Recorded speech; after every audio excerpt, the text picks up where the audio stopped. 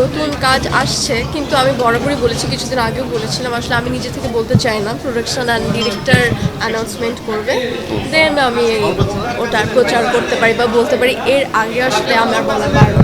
এতটুকু বলতে পারি যে নেক্সট যে প্রজেক্ট আসছে, আই থিঙ্ক ধামাকা কিছু হবে, আর সকলেরই আমার সিনেমা নিউজ শুনে সকলেরই খুব ভালো লাগে। কে কী করবে আদৌ কাজ, আপনি যেটা একটু আগে বললেন যে দেশের বাইরে পাড়ি জমাচ্ছে, তো কেন জমাচ্ছে? কারণ তারা বুঝতে পারছে না যে দেশটা অ্যাকচুয়ালি কোন দিকে যাচ্ছে, বা আর 1 বছর পর, 6 মাস পর, 2 বছর পর তার জীবনটা কী হবে, ফ্যামিলি নিয়ে কীভাবে চলবে।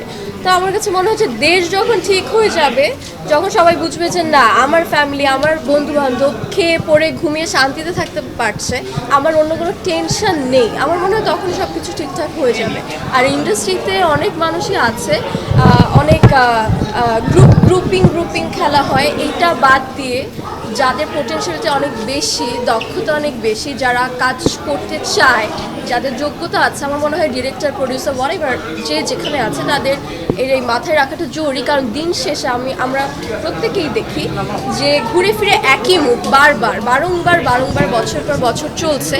তো আমার কাছে মনে হয় যে কেউ জন্ম থেকেই, অফকোর্স হয়তো লাখে 1-2 জন যে জন্ম থেকে বাই বর্ন সেলিব্রিটি বা বাই বর্ন স্টার হয়ে জন্ম নেয়, কিন্তু সবাই তো এটা না। সবাই একটু একটু করে শেখে, তারপরে একটা জায়গায় গিয়ে পৌঁছয়। তো আপনাদের যদি মনে হয় যে এক মুখ দিয়েই সিনেমা করব, নাটক করব, টিভিসি করব, ওবিসি করব, তো নতুন মুখ চায় আমাদের দর্শক। তো আমার মনে হয় এদিক থেকে নজর দিলে আরও বেটার কিছু হবে। কারণ যাদের সাথে আমি কথা বলছি, সেটা রিলেটিভ হোক, ফ্রেন্ডস হোক, আমার কলিগ হোক, মিডিয়ার যারা কাজ করছে তারা হোক, যে মানে অনেকেই ভাবছে যে আমাদের ইন্ডাস্ট্রির যে অবস্থা, কাজের যে জায়গার মানে মান আর সব কিছু মিলিয়ে যে কতদিন এটা এইভাবে সুন্দরভাবে কতদিন চলবে, বা আদৌ তারা কাজ করতে পারবে নাকি। কারণ অনেকেরই পেশা থাকে যে তারা শুধু ইন্ডাস্ট্রিতে কাজ করছে সিনেমার মাধ্যমে বা অভিনয়ের মাধ্যমে, তাদের পেশা, তাদের রোজগার। তো এটা যদি তারা কন্টিনিউয়াসলি সেইভাবে কাজের পরিমাণটা কমে যায়, না করতে পারে, তারা অবশ্যই বিদেশে গিয়ে পাড়ি জমাবে। আমাদের দেশের মানুষজন, আমাদের শিল্পীরা এখানে থাকবে না, ওখানে গিয়ে তারা হয়তো অন্য কাজ করবে। এটা আসলে দিন শেষে আমাদের ব্যর্থতা, আমাদের দেশের মানুষের ব্যর্থতা। কারণ আমাদের যাদের এত বেশি মানে যোগ্যতা আছে, তাদেরকে আমরা সুন্দরভাবে রাখতে পারি না। তাদের স্থানটা, কাজটা আমরা কোনোভাবে মানে ক্রিয়েট করা তো দূরের কথা, ওটা আমরা আরও কেড়ে নিচ্ছি। তো আমার মনে হয় যে এদিকে সকলের নজর দেওয়া উচিত।